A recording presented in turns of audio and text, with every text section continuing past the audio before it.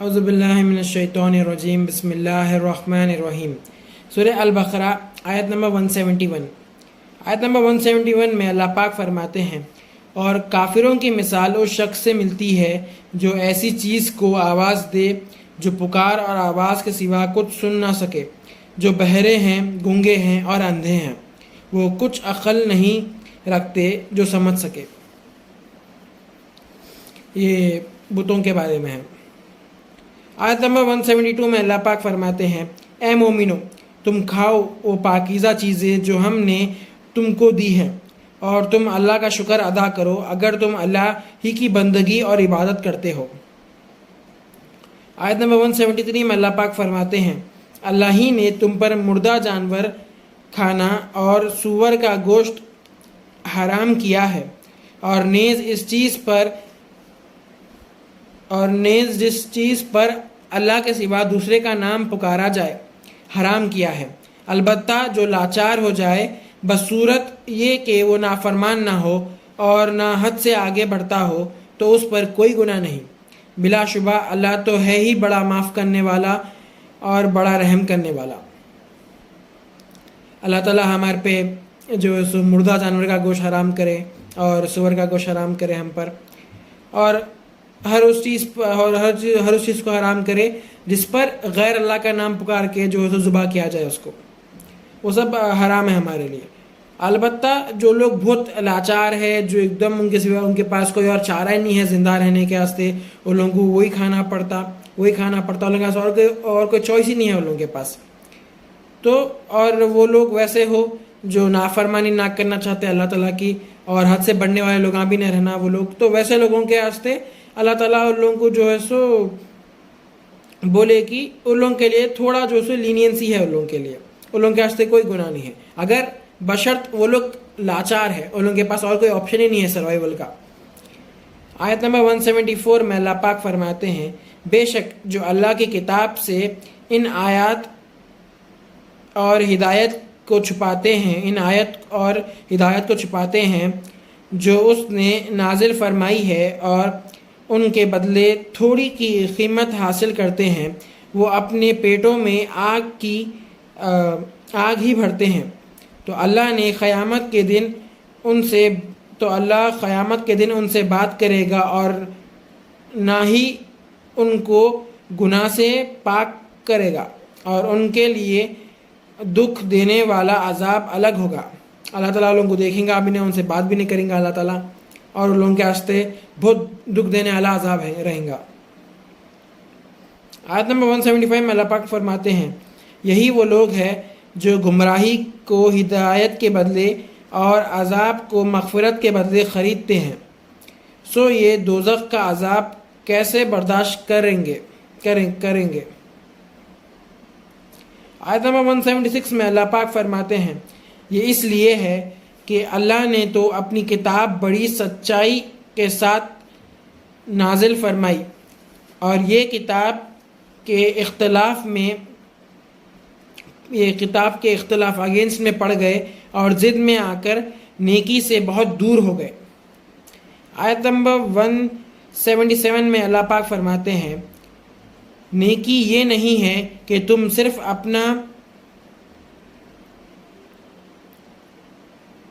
اپنا منہ مشرق اور مغرب کو کر لو، لیکن نیکی دراصل یہی ہے کہ جو اللہ پر پورا یقین لائے اور یوم آخرت پر، فرشتوں پر، کتابوں پر، رسولوں پر ایمان لائے، اور مال جو ان کو بڑا عزیز ہے اپنے رشتہ داروں کو، یتیموں کو، محتاجوں کو، مسافرین کو، مانگنے والوں کو اور غلاموں کو آزاد کرنے میں صرف کرے، یعنی خرچ کرے، نماز برابر پڑھتے رہیں اور زکوٰۃ بھی دیتے رہیں، جب عہد کرے تو اس کو پورا کرے، یعنی وعدہ کرے تو پورا کیا کرے، اور سختی اور تکلیف اور لڑائی میں صبر کیا کرے، اور ثابت قدم رہا کرے، یہی تو ہے جو سچے ہیں، اور یہی وہ ہے جو اللہ سے ڈرنے والے ہیں، متقی ہے، تقوی والے لوگ۔ آیت نمبر 178 میں اللہ پاک فرماتے ہیں، اے مومنو، تم کو مقتول کے بارے میں حکم دیا جاتا ہے، سو خصوص کو یعنی خون کے بدلے خون، یہ ہے کہ آزاد کے بدلے آزاد، غلام کے بدلے غلام، عورت کے بدلے عورت۔ پھر اگر مقتول کی طرف سے قاتل کے لیے کچھ معاف کر دیا جائے تو وارث مقتول کو پوشیدہ طریقے سے مطالحہ کرنا چاہیے اور قاتل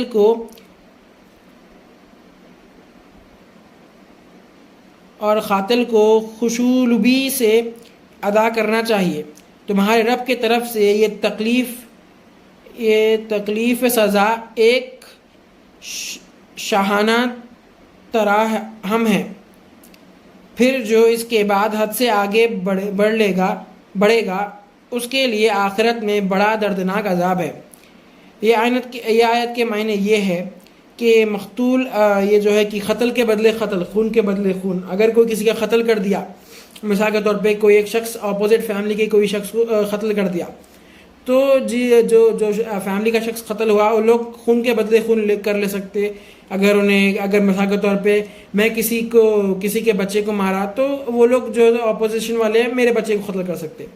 یا پھر جو ہے سو معاوضہ لے دے کے جو ہے سو اگر وہ لوگ کچھ معاف کر رہے تو رقم دے کے کر کے جو ہے سو اس کو سیٹلمنٹ کر لے سکتے اس کے بارے میں۔ اور تکلیف اتنی دینا ہے جتنی دیے تکلیف، جتنا قاتل جس کو قتل کرا اس کو جتنی تکلیف دیا انہیں، اور جو قتل ہوا اس کی فیملی والے ریونج لینا چاہ رہے تو وہ لوگ بھی اتنی سیم تکلیف دینا، اس سے زیادہ نہیں، اس سے زیادہ دی تو حد سے بڑھنے والوں میں شامل ہو جاتے۔ آیت نمبر 179 میں اللہ پاک فرماتے ہیں، اے فہم رکھنے والوں، یہ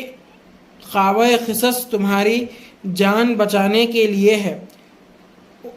امید ہے کہ تم اس خون کے خلاف ورزی سے پرہیز کرتے رہو گے۔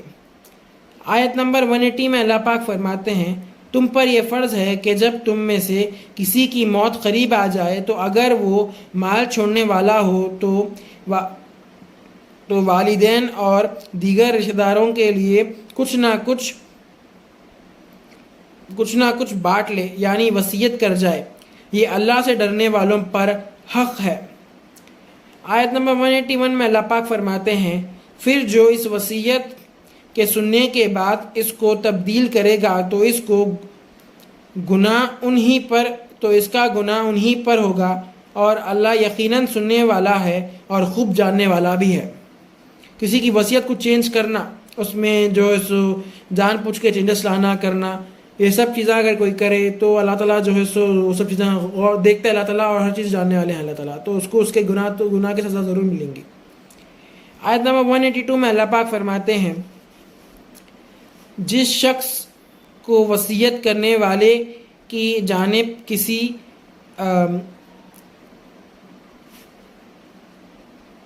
بدعنوانی کی یا کسی جرم کے انتکاب کو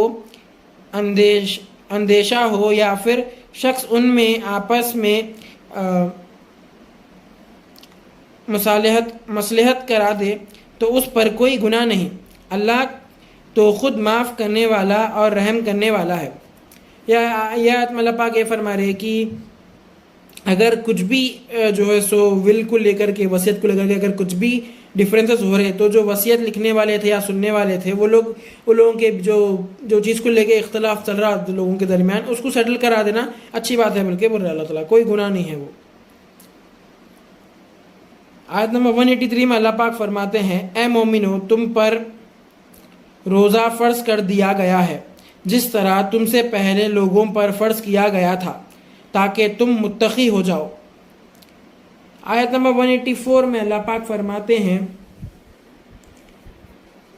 184 میں اللہ پاک فرماتے ہیں، روزے کے چند دن ہیں جو تم میں سے بیمار ہو یا سفر میں ہو تو دوسرے دنوں میں پورے کر لیا کرے، اور جو روزے کی طاقت رکھتے ہیں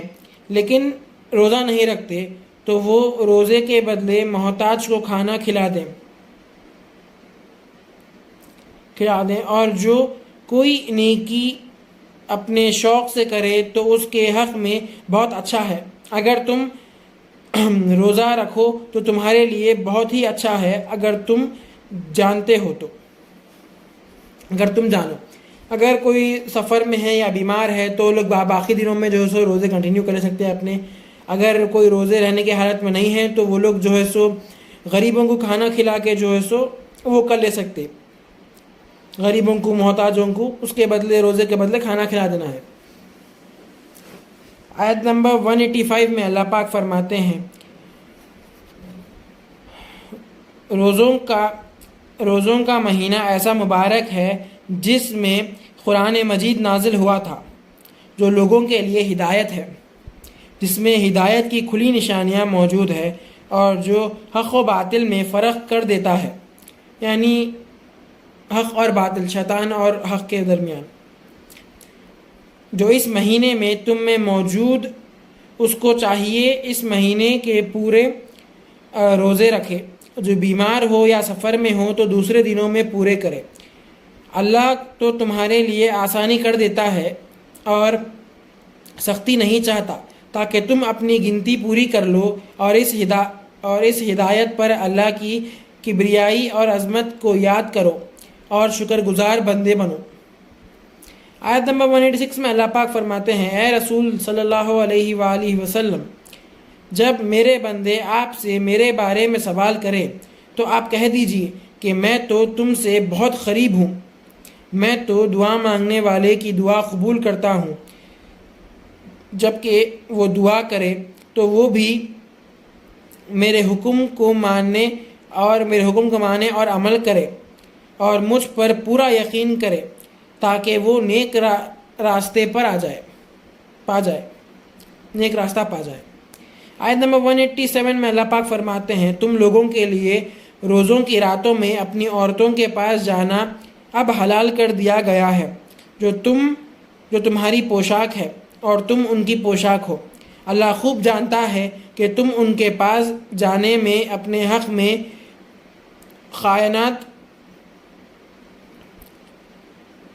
خیانت یعنی چوری کرتے تھے، تو اس نے تم پر مہربانی کی اور تم کو معاف کر دیا۔ اب تم ان سے رمضان کی راتوں میں مباشرت کرو اور اللہ سے طلب کرو جو اس نے تمہارے لیے لکھ دیا ہے، یعنی اولاد، اور کھاؤ پیو یہاں تک کہ صبح کی سفید ڈوری رات کی سیاہی دھاری سے الگ نظر آنے لگی، پھر تم روزہ رات تک پورا کرو، اور جب مسجد کے اندر اعتکاف میں ہو تو مباشرت نہ کرو۔ یہ اللہ نے حدیں لگا دی ہے، ان کے قریب جانا، اسی طرح اللہ اپنی آیت صاف صاف بیان کرتا ہے تاکہ لوگ اللہ سے ڈریں۔ آیت نمبر 188 میں اللہ پاک فرماتے ہیں، اور ایک دوسرے کا مال ناحق نہ کھایا کرو، اور نہ اس کو جانتے بوجھتے حاکموں کے پاس اس نیت سے پہنچاؤ کہ ناجائز طور پر لوگوں کے مال کا حصہ کھا جاؤ۔ اللہ تعالیٰ یہ آیت میں یہ فرما رہے کہ کبھی بھی کسی کا بھی حق نہ کو کھاؤ۔ اگر کوئی آپ کے پاس کچھ رکھا کرے تو جانتے بوجھتے اس کے مال میں سے کمی مت کرو اور اس کو مت کھا جاؤ، بلکہ جس کا وہ مال ہے اس کو پورا کا پورا لوٹا دو، اس میں سے کچھ مت کھاؤ۔ آیت نمبر 189 میں اللہ پاک فرماتے ہیں، اے نبی صلی اللہ علیہ وآلہ وسلم، چاند کے بارے میں یہ آپ سے دریافت یا سوال کرتے ہیں کہ یہ گھٹتا بڑھتا کیوں ہے؟ آپ کہہ دو کہ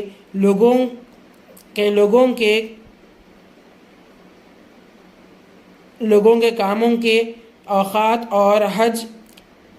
حج وغیرہ کی تاریخیں معلوم کرنے کا ایک ذریعہ ہے چاند کا بڑھنا اور گھٹنا، اور نیکی یہی ہے کہ تم احرام کی حالت میں پیچھے گھروں کے پچھلے حصے سے گھروں میں نہ گھسا کرو۔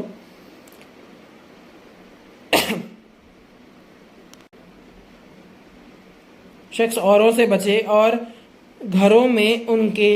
دروازوں سے آیا کرو، اور تم اللہ سے ڈرتے رہو تاکہ تم فلاح پا جاؤ۔ آیت نمبر 190 میں اللہ پاک فرماتے ہیں، اور تم اللہ کے راستے میں ان سے لڑو جو تم سے لڑتے ہیں، مگر زیادتی نہ کرنا، بلا شبہ اللہ زیادتی کرنے والوں کو